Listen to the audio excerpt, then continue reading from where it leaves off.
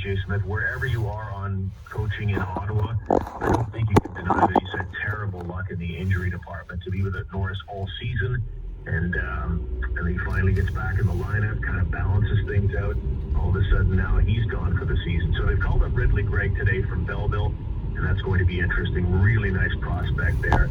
But DJ Smith will continue to be on the hot seat until this team turns it around. Maybe with new ownership comes in, they've got a game plan. I feel like if this ownership thing weren't in flux, Sam, I feel like a coaching change would have been made already. Oh, interesting. That's an interesting perspective. Yeah, it's certainly going to be interesting to see who comes in. Any thoughts there, Steve, in terms of the timing?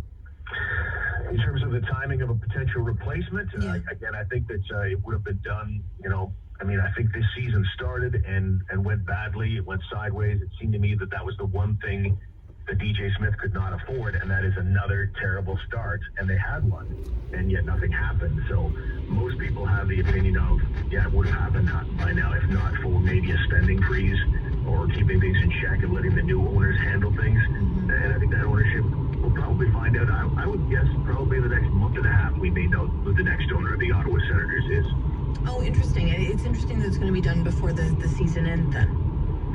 I don't know for sure, but the speculation was that once the books were open to some of the potential owners out there, that would be step one to finding the next owner of the Ottawa Senators. It's a broker, I believe it's called Galactico Sports Partners, and they're brokering this whole thing. They've just opened up their due diligence website to all the really serious bidders.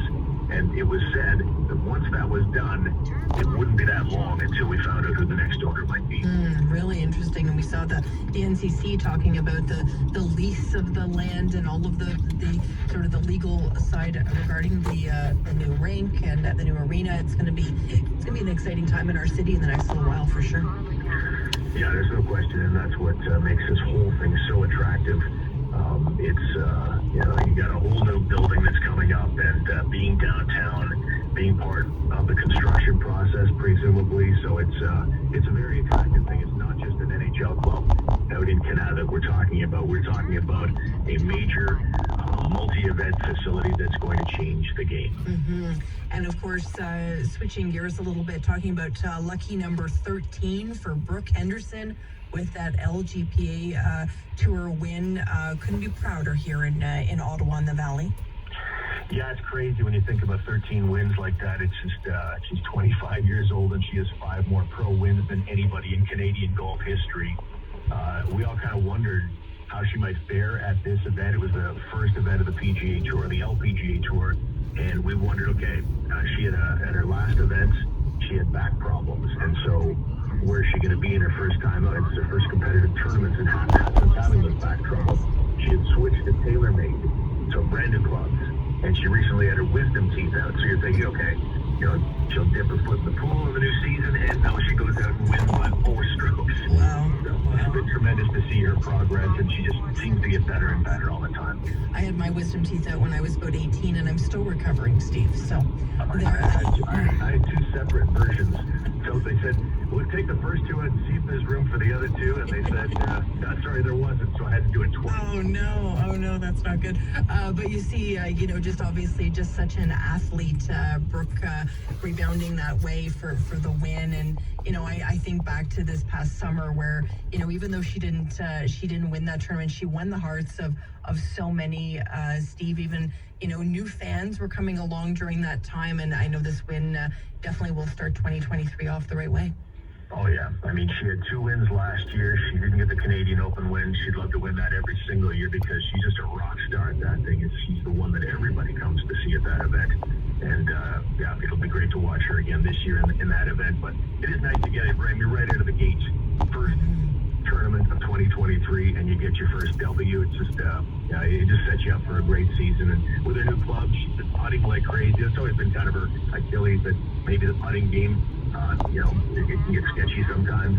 She was thrilled with how good her putter was, and she's really been working on that. So she feels like she could have her best year yet. Wow, that's amazing. Can you imagine if the women got paid even half as much as the men, Steve?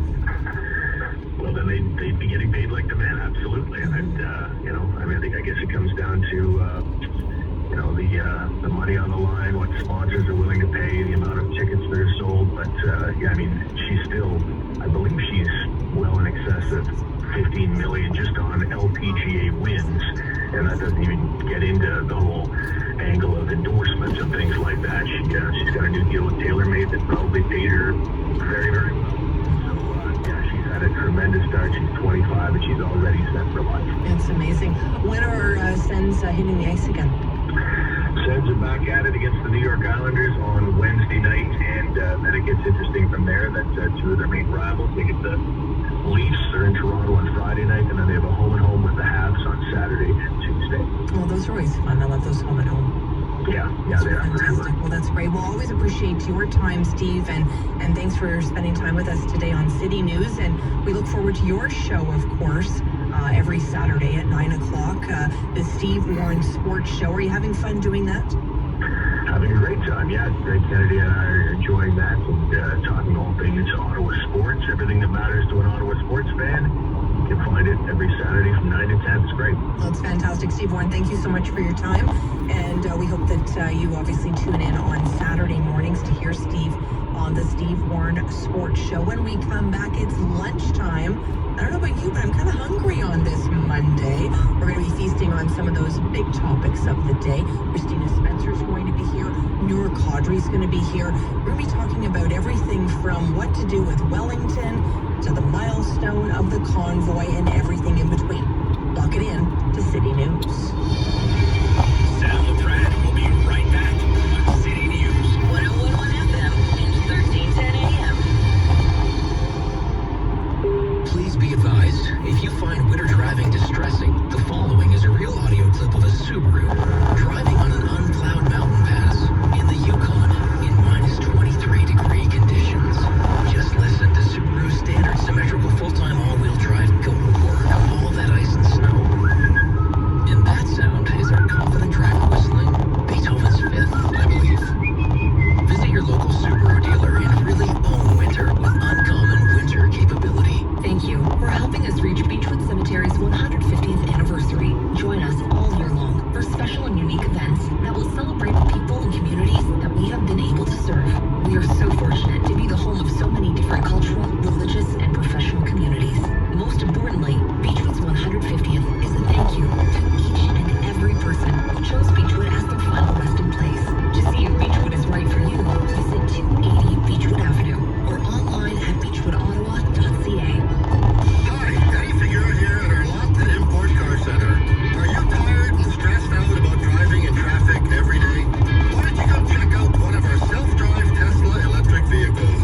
That's right, sit back, sip in your cappuccino while the car takes you where you want to go. It doesn't get any better than that. And you don't need any gas to do it either. We have several pre-owned electric vehicles to choose from. Come check us out. Import Car Center, 880 Merivale Road, and online at importcarcenter.com. If we've learned anything these past few years, it's the importance of maintaining a healthy immune system. Many are wondering if they can do more to strengthen theirs.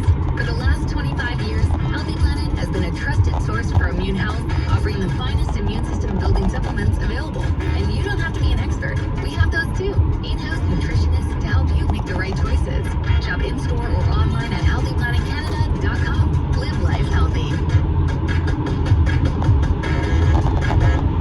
This is City News CIWW 1310 AM in Ottawa. and CJED 101.1 FM in Smith Falls and the Valley. Number one for local news, traffic, and weather for Ottawa and the Valley.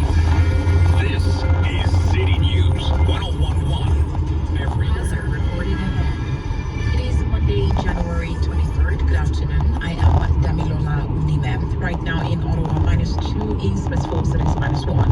And here's what's making news in Ottawa and the Valley. Some trains on the Confederation line are being held due to a stop train on the tracks. So if you're heading out and plan to use the LRT at some point, you're advised to pack your patience. Also, your transport says all service at Lion, PBC and Bayview stations are only on the eastbound platforms. Also, transport staff are also on site at each station if you need help. And we'll continue to bring you updates on this developing story. We go to the forecast for Ottawa and the Valley. Here is City News weather specialist Denise Andriachi. Guaranteed high of -1 today. We'll have some sunny breaks, but not very much vitamin D in this forecast. We have a few flurries tonight here in Ottawa and Smiths Falls and some flurries for Tuesday. Winds will be out of the northwest tomorrow. Highs right around the freezing mark once again. Overnight tonight for Smiths Falls near -3. Our guaranteed high for Ottawa today is -1. City News time is 12:01. What should be done on Wellington Street? City News reporter Chris Curris is gathering reaction. It's currently closed to vehicles and has been since the Freedom Convoy, but many are looking to reopen it. A study is currently being done, but Kevin McHale, the Spark Street BIA rep, says moving it to pedestrian only would be the best decision, as would keeping it under city jurisdiction. Police have changed the tactics that they've used, so we don't think, I think it's highly doubtful that we'll see trucks ever enter the core like they did again. And to dramatically change the way the downtown core moves and works over one incident, I think we think it's a little bit overkill. We've heard from the mayor, who says he's leaning towards opening it up in the short term. Same for Somerset Ward's Ariel Troster. I would like to see us move forward with some sort of pilot project when the snow dries up to show what the potential for the space really is. On the other side of the coin are MPs who cite security concerns in their wish to keep the street closed to vehicles. The Transportation Committee meets Thursday to debate the issue. Chris Curry's City News. The Prime Minister was asked for a review of procurement practices in the public service after questions have been raised about the work of a subcontracting of work on the controversial ArriveCan app. City News parliamentary reporter Cormac McSweeney has the story.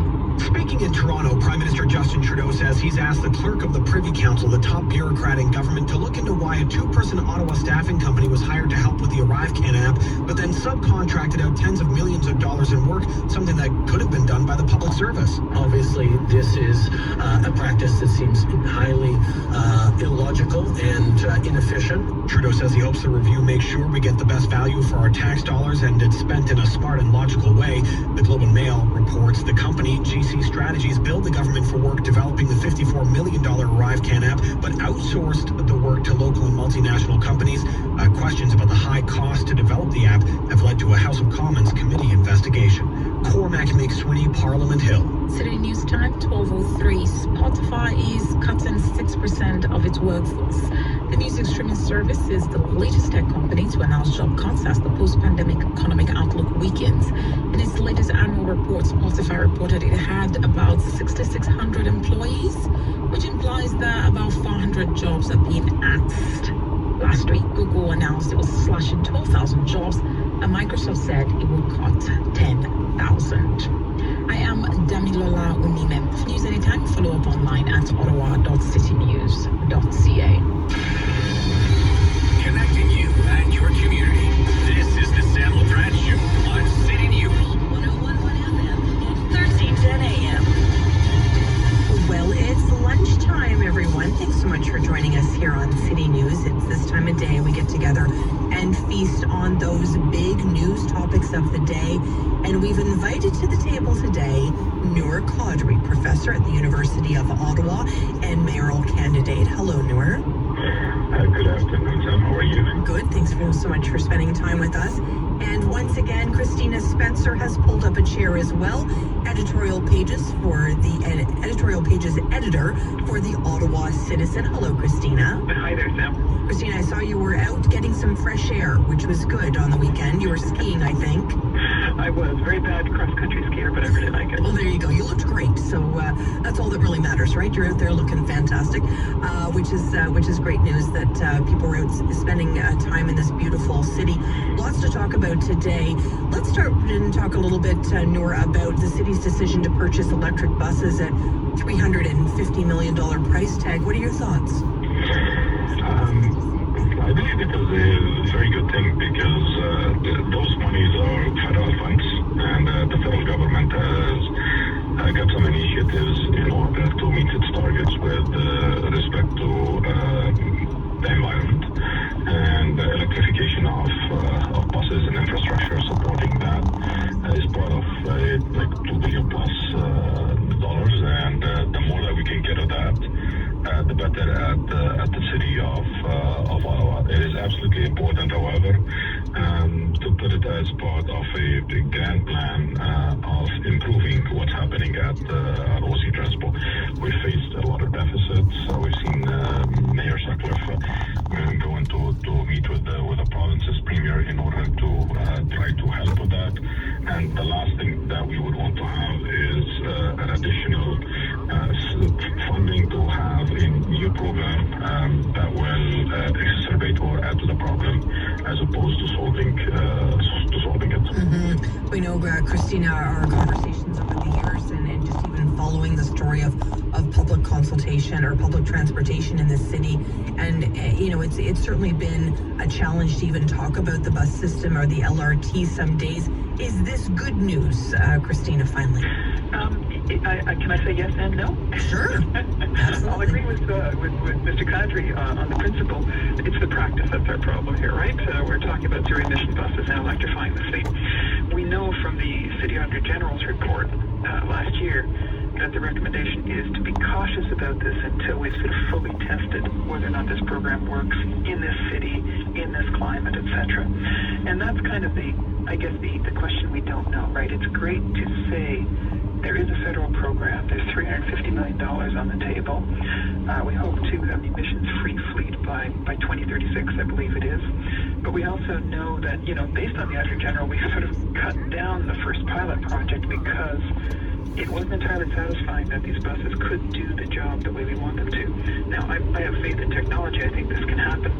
But I would just be saying we need to proceed cautiously, step at a time, and make sure that we're not getting breakdowns, make sure the infrastructure is there, make sure that we don't have buses running out of juice, as it were, because we're in horrible Ottawa weather. We've seen from the LRT just how fragile these systems can be. So we just have to watch that carefully and proceed carefully. And I'm sure that's the way City Council plans to do this. Yeah, beautifully said, Christina. I think that I was thinking the same thing. I picture them sort of just, on Baseline Road going, we just don't have any more, juice to get us where we need to go. So I was on the exact same thoughts as you. But it certainly will be interesting to see how we move forward with that. We'll be watching, of course, very closely. I was on Twitter last night and I noticed, a young woman talking about her challenges with paratranspo. I mean, this is not new, unfortunately. We've had a number of guests here in the years talking about, their challenges trying to get to point A and point B and not being able to make any sort of last minute plans. They've got to plan their lives 24 hours at least in advance. Noor, what should happen with paratranspo? Where can we make some changes for people in our community that rely on paratranspo? I was lucky when I ran for mayor to meet a lot of people in that domain and to listen to the challenges. And one of the things that we've seen is that there are more than 100 cars that were equipped with physically challenged aspects that could help people move around, that they were not supported. And it's part of an initiative that the city have outsourced some of the aspects that have to do with taxi to specific organizations, and those drivers, they were left, and their cars, there were more than 120 families that lost their support by outsourcing that initiative. Yet we did not solve the problem. We keep hearing those issues that physically challenged people cannot move, especially in bad weathers and tough weathers. We need the city to give back the authority for those systems and cars to operate again. As part of that initiative, it's absolutely imperative that those drivers could be reinstated. The challenge came to something that is very basic. They could not get insurance because the insurance company was insuring the outsourcer, not the direct drivers. So there might be some basic technicalities that could put 120 other cars on the streets and could resolve the problem once and for all for people who need transport service. Any suggestions from you, Christina, in terms of paratranspo and making that system better? Well, I think one of the things that paratransport sort of lacks around the council table is that champion, right? That one person who always puts it out there on the table. You know, we've had different councillors who've been given responsibility, let's say, for women's issues or for housing as a champion for, you know, various different things. We don't have anyone specifically for this. I'm sure that every single member of council has great sympathy for the problems here and would like to see them solved, as I think every citizen of Ottawa would. I mean, it's just inhumane what happens to people who cannot travel around and who get their trips canceled at no notice, or paratransit doesn't show up on time, or the taxi that's been contracted doesn't show up. You know, I mean, we all hate that situation, but we don't have someone who is clearly focused on it and really getting in everyone's face over it. You know, the community itself has to do this. I think I saw the same tweets as you last night, probably. And, you know, these come from very brave people who are absolutely exasperated with the situation that they've been left in. And you know, I fully understand that. It's interesting because I've had discussions in the past with people about public transit and whether or not public transit all has to be public. You know, there are many cities in the world where this is a private concern, or there are private competing bus companies within cities. And we've all said, oh God, no, we can't do that, we can't do that. But then we suddenly do a little bit of it with the most vulnerable population, and we think it's okay there. You know, there is an inconsistency in our thinking about this. Wow, I never looked at it like that. Christina, thank you for that. I believe what Christina is saying is absolutely important. Like having a champion for any project in the city would make it reality number one. And again, the small things that we've got the systems in place, we've got the dispatching systems. So if we need to scale it up, all that we need is just to hire one or two additional employees, and the system could scale up easily, rather than paying tens of millions of dollars for outsourcing for private companies that don't deliver when we can do it in-house. All that we need is that champion and a couple of employees. Christina, thank you, and thank you, Noor, for that as well. We know that a lot of our city council listen to City News at lunch, so you just never know if you've inspired someone today, Christina. And we know this Wednesday, Mayor Mark Sutcliffe will be giving that speech, that annual speech, to sort of set the tone for the year. Christina, what are you hoping to hear from him? Well, I think there are things we have to hear from him, whether we're hoping or not. I mean, the whole transit file is you know, it is the number one issue locally. It is the thing I'm sure you hear most of from your listeners. It's the thing I hear most of from our readers. It intersects with the environment, obviously. We're just talking about emissions-free vehicles. It intersects with the back-to-work issue downtown. And we know that, you know, in all of the suburbs and rural areas, there's discontent about transit. So if he says nothing else other than transit, I think that's where we are. We're trying to solve legal issues right now around the LRT, et cetera, that's going to have to dominate council. Whether that's what anyone wants to have dominate council or not, it has to.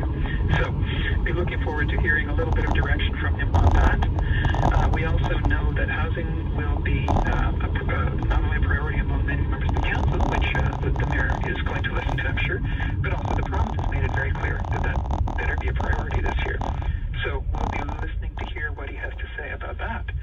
On his own priorities, some of the things he came into to office with, you know, he talked about certain pockets of the city, like dealing with crime in the market. You know, it will be interesting to see if he plans to go ahead or hopes to go ahead with any of the initiatives that he promised for that. And lastly, what I really want to hear as a taxpayer is, how are you going to do all the things you have to do with that 2.5% tax increase ceiling? I really kind of want to get a notion of how that's going to happen. Absolutely. I'll be watching very closely for that as well. Noor, what are you hoping to hear from Mayor Mark Sutcliffe? Well, I don't envy Mayor Sutcliffe on the situation that we are in the city of Ottawa. It is a tough situation on all fronts. We're a large city. We're the capital. We're a $6.2 billion corporation, and he has to set his priorities right. As Christina said, LRT and its shambles have to be a top priority in this. He has promised those 100,000 homes that he's going to build over the next 10 years. It is absolutely important to start on that. Although I believe this is very short of what the city needs. We need about 160,000. So in order to put it on the right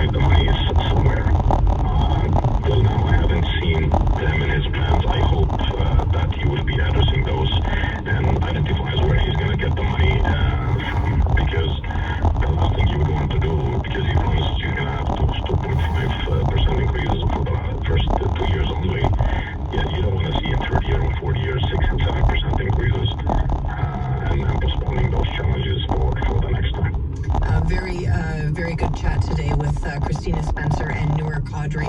We're going to come back after this short break and continue our lunch today, feasting on these big news topics on City News.